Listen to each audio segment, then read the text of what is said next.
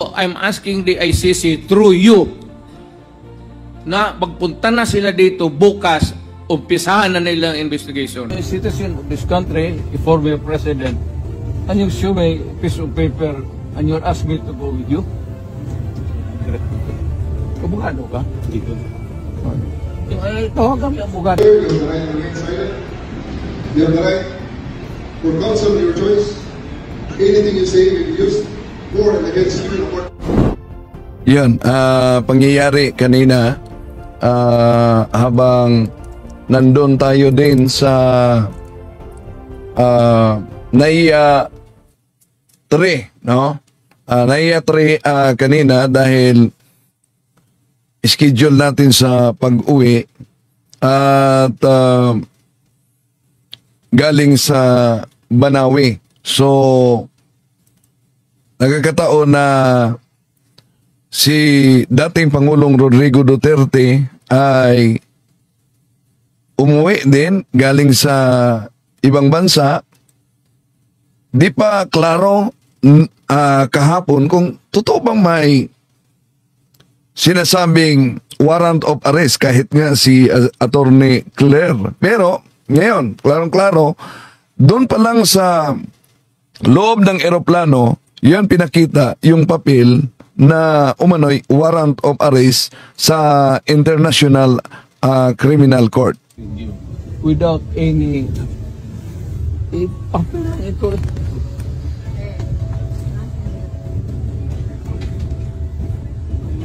You better go back to them and have the legal.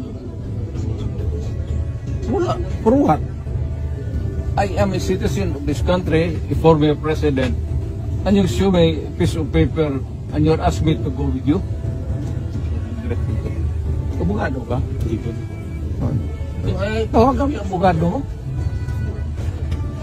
Tol, si Alex.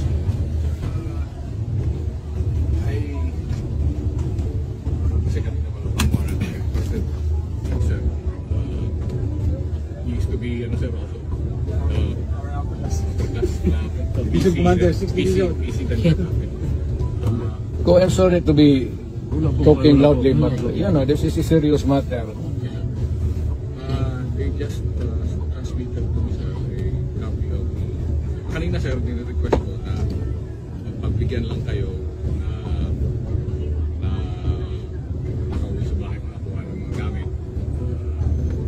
Kasi wala pang warrant of arrest until we get the copy of the warrant of arrest. Kasi yun man yung requirement. That is the only legal thing. So sa labas din, isinagawa yung ambush interview kay Senador Bungo, no? Di pa niya alam kung anong estado dahil di sila makapasok. Kung sakit niya sa likod, kung kailan siya naoperahan, siya pong nakakalam. Ito ay di pa siya nakakuha ng kabuuang info kung ganap ng inaresto talaga. At constitutional right po ng bawat Pilipino na mag-avail ng medical check-up. Health po yan, karapatan natin yan. Ngayon po ba ang status niya is he is arrested? Was he arrested or not? Hindi ko pa po masasagot yan. Sumusunod naman po si Tatay Digong sa batas. He is a lawyer, susunod yun sa batas. But he was taken away. Was he taken away in handcuffs?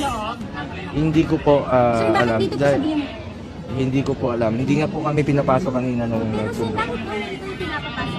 Hindi ko rin po alam. Kanina sinalubong namin, kasama ko yung ambulansya. Kasi yung mga doktor niya, hindi siya pinapasok. Yung lawyer po ni Pangulo, meron po ba siya? Hindi rin po pinapasok kanina. So right now, meron po ba siyang member ng legal team na kasama niya sa loob? Yung iba nandito sa loob, I don't know kung nakapasok si Atty. Delga. Ba't kasama niya po si former Secretary Miguel Dea? Siya na po tanongin mo. And the Vice President is where, sir? Hindi ko rin po alam. Naiwan po ba siya sa Hong Kong or did she go home on Hindi ko po alam. I am a senator. Nauna po ako umuwi nung linggo. Marami po akong dapat gawin at trabaho rin po bilang senador. Pakiusap ko lang sa mga kababayan natin. Manginahon po kayo. Pagdasal niyo po si Tatay Digong. Alam kong mahal natin si Tatay Digong. Kaya lang po, na kung totoong inaresto nga siya sa kasalanan na ginawa niya po para sa ating mga anak, sa ating mga kababayan. Nakakalungkot po, nalulungkot po ako. Sobrang nalulungkot po ako, mga kababayan ko. So, nung bago yun na Sen, ano po next steps niyo po after this? Mag-iintay po ba kayo dito sa labas? Sen, pupunta ba dito si Bibi Sara? Sir, pasok mo lang po kayo. Ako? Tama ko yung doktor. Kunin ko yung doktor niya. Sandali. Look, Agnes. Nandito na daw po sa gilid. Nandito na sa gilid. Saan dito po? Ayusin mo yung ano. Dito si Doc. Ibigay mo kay Sai. Ibigay mo kay ito. Sabi ko Red po siya. Senator po. Nandito na po yung mga doktor po. Nandito na po. Alam nyo. Senator, Senator, ano na lang yung gusto niyo gawin ng taong bayan para masuportahan si PRRD? Parang message na lang po. Keep calm, manginahon kayo, dasal kayo. Mahal natin si Tatay Digong. Importante sa atin ang kanyang kalusugan. He is turning 80 years old na po kayo ngayong March 20. Pasensya na po kayo, medyo natanggal yung ngipin ko ng isang araw. Si Honey lahat kasama doon sa loob? Kasama po sila sa flight. Okay. Sir, where is VP? Where's the Vice President, sir? Kasama ka ni PRRD? Sa pagkaalam ko, Nandito na ba si VP? hindi ko rin po alam. Yun ang ambos interview kanina. So, nadaanan ko yan kanina dahil may flight din ako sa Naya Tere, no, from Manila. Galing pa ako sa Kiangan, Ifugao. So, ngayon, binasahan ni General Torre ng Miranda right si dating Pangulong Rodrigo Duterte. Ang dami nag-reaction, nag-react ba't sa cellphone daw umano. You're placing under arrest as deputized to me by the PCTC. I'm sorry. I order you the warrant of arrest issued by the ICC for crimes against humanity. Sir, you have the right to remain silent. You have the right for counsel of your choice. Anything you say will be used for and against you in court.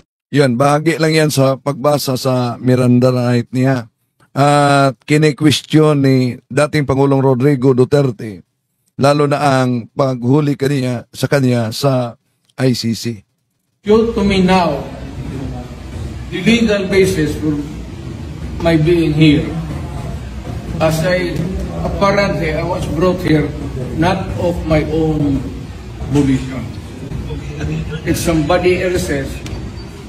Kung hindi ibang tao, ikaw siguro, because this is your structure. So you have to answer now for the deprivation of liberty. What is the law and what is the crime that I committed?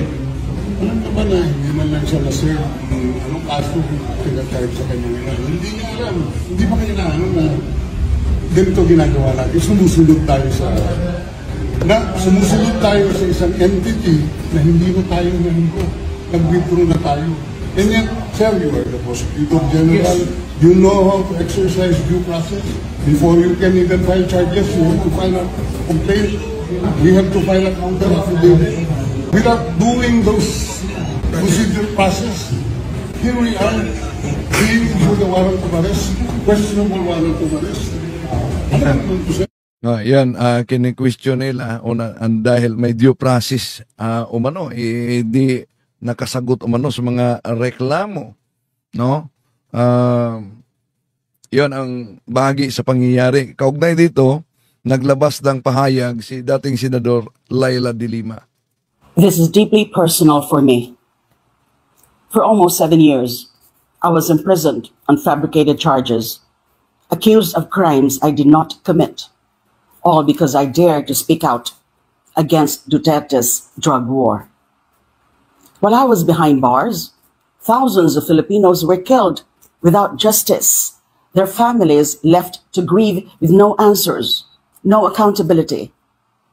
Today, Mr. Duterte is being made to answer, not to me, but to the victims, to their families, to a world that refuses to forget. This is not about vengeance. This is about justice finally taking its course. I faced my case, knowing I was innocent. I stood before the courts because I had nothing to hide. Duterte now has to answer for his actions, not in the court of public opinion, but before the rule of law. This is how justice should work. Those in power must be held to the same standards as everyone else. To those who have fought this long and difficult fight, your voices mattered, your courage mattered, and today, the pursuit of justice continues. Si Vice President Sara Duterte na nasa Maynila kaugnay din sa pag-aristo sa kaniyang ama, no? Abangan natin ito kung ano ang susunod na kabadata pagdasal natin tong ating bansa. Grabe, no? Lalo na dumami ng mga addict din. Grabe na din ang problema sa drugs. Totoo. Grabe pa ang korupsyon. Pagdasal natin ang ating bansa. So, yun lang ang update dahil kakarating ko lang din galing sa Maynila, nagkataon na sa oras ng flight ko, yun din ang oras nila ni Pangulong Rodrigo Duterte, dating Pangulong Rodrigo Duterte at mga kasama, kung saan daming mga kapulisan na nag-aabang. At doon pa lang sa eroplano, makita ninyo, yan, ipinakita na yung papel na warrant of arrest ng ICC. Without any papel ito.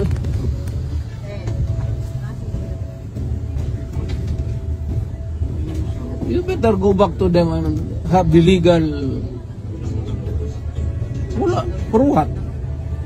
I am a citizen of this country, a former president, and you show me a piece of paper and you ask me to go with you? Abogado ka? Dito.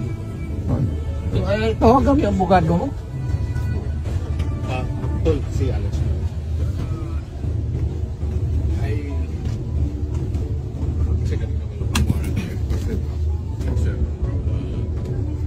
He used to be, ano sir, also, Vice Commander, 60 million. Go, I'm sorry to be talking loudly, but you know, this is a serious matter. They just transmitted to me sir a copy of kanina sir, din-request ko na pagbigyan lang kayo na always makay mga kuha ng gamit. Kasi wala pang warrant of arrest until we get a copy of the warrant of arrest. Kasi yun man yung requirement. That is the only They're saying, legal but thing. now sir, Hintayin din natin kung ano ang opisyal na pahayag ng Malacanang, lalo na ni Pangulong Bongbong Marcos. Di po ba naunang sinabi niya na walang jurisdiction daw ang ICC para sa paghuli at pag-serve sa warrant of arrest. Pero ito na, nahuli na. Ngayong araw na ito, nagkataon na sa pag-serve ng warrant of arrest ng ICC at daming mga kapulisan, lalo na sa CIDG at iba pa, doon tayo kanina din sa NAIA Terminal 3. Maraming salamat. Dito lang ang update lang yun po mga kapatid dahil kakarating po natin galing sa NAIA Terminal 3. Maraming salamat po. Hanggang sa muli. Kapatid, kindly follow the Facebook page and YouTube channel Mr. 721 Catholic po. Marami tayong matutunan na mga magandang bagay. God bless. Hello mga kapatid, magandang araw po. Ako po ito, ang iyong kapatid na si Brother Baba Sa Montesa, isang altar server ng team of Father Darwin Ditiano sa team of St. Michael the Archangel Parish. Ito po ay nasa inyong harapan upang humingi po ng suporta sa page ng ating kapatid na si Mr. 721 Catholic sa kanyang Facebook page at sa kanyang YouTube channel upang i-promote ito. Tapos tulungan niyo po siya na bigyan ng i-share ang kanyang mga videos, like and comment na din po para maging ganap na fully verified na po siya sa ating Facebook page at sa YouTube channel. So yun po kapatid, uli, ito po si Brother Babas Samutesa, ang inyong lingkod ng simbahan. Humihingi po ng suporta sa ating kapatid na si Mr. 721 Catholic. God bless po mga kapatid. Fighting Maria, Tatak Serdi with a humble heart.